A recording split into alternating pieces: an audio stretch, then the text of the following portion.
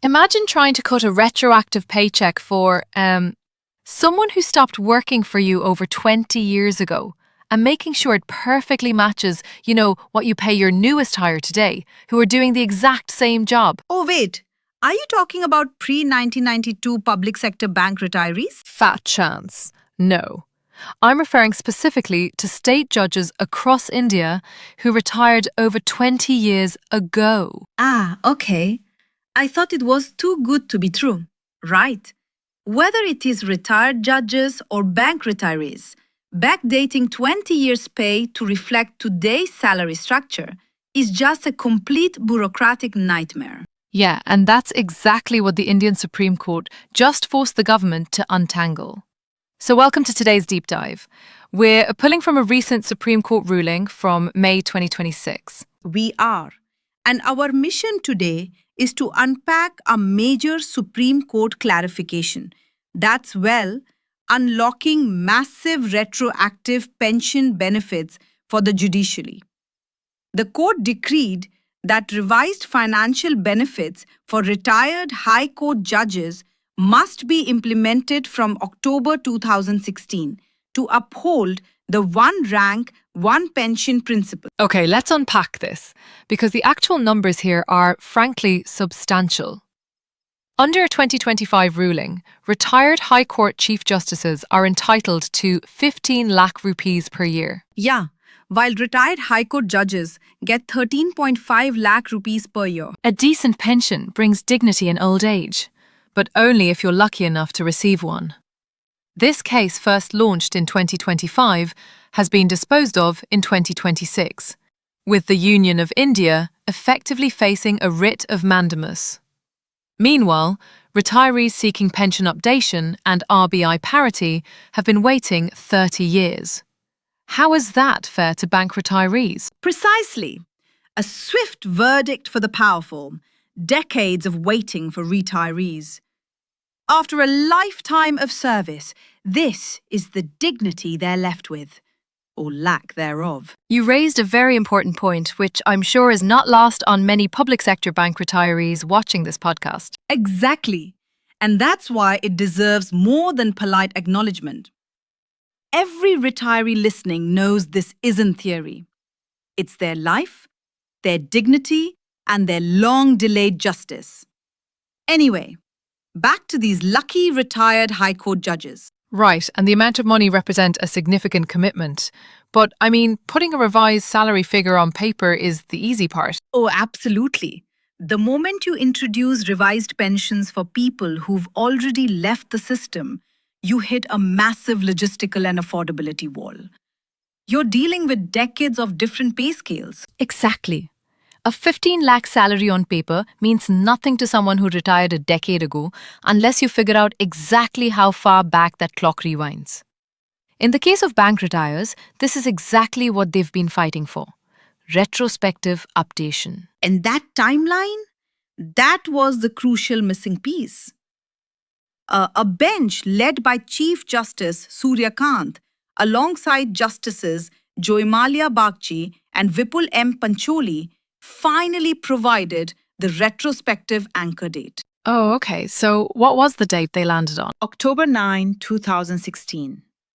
Full revised pensions and the calculated arrears apply retroactively from that specific day. Wait, why 2016? And what happens to a judge who retired in, say, 2010? Are they just out of luck? No, they aren't left out. They receive what's called a proportionate revised pension. And what's fascinating here is how the math actually works. Okay, simplify it for me like I'm a 7-year-old. Okay, the 2016 date aligns perfectly with the implementation of the 7th Pay Commission. Ah, right. That massive reform that recalibrated federal salaries to match the modern economy. Exactly. So for a pre-2016 retiree, the government basically takes that new 2016 base salary, looks at the number of years the judge served, and calculates a proportional ratio. I see. It allows the state to apply the ruling fairly across different generations of retirees by using a fixed mathematical anchor. Wait right there. isn't this exactly what bank retirees are asking for? Yeah, it effectively means the Supreme Court is saying a judge's value isn't tied to the era they served in. And if you just look beyond judges for a second, we can see how the same argument can be made for public sector bank retirees. They are essentially time travelling back, right? Adjusting a 2010 retiree's paycheck to match the economic reality of 2026. It completely severs compensation from inflation. Precisely. It enforces the absolute core of the one rank, one pension principle. It eradicates discrimination based on retirement date and so forth. Right, because the court is asserting that judges who hold the same rank must get equal pay, period. Bank retirees are making the exact same claim, aren't they? Exactly. And furthermore, it erases any financial distinction based on their entry route. Like, it doesn't matter if a judge was appointed directly from the bar or promoted up through the judicial service.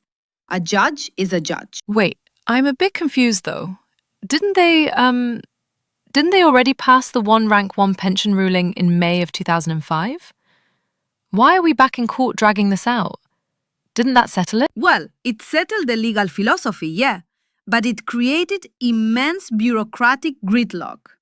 You can't just tell an accounting department to, pay people equally without giving them a starting line. Oh, right, because of the math. Exactly.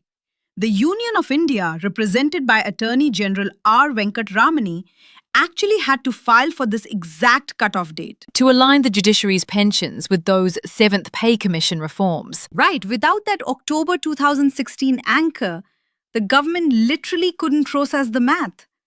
They needed this clarification so the state could finally process the arrears and distribute funds to hundreds of retired judges across India. Wow, so what does this all mean? For you listening, this is fundamentally a story about institutional fairness to retired judges. But what of retired public sector bankers, going back to MC Singla and before that? What does it say about the Indian justice system that bank retirees are treated differently from judiciary pensioners? Yes, that's a really tough one to swallow and digest. Right, because when you look at the sheer effort going into untangling this, you see a massive system doing the tedious logistical work to ensure veterans aren't penalised for the decade they served in.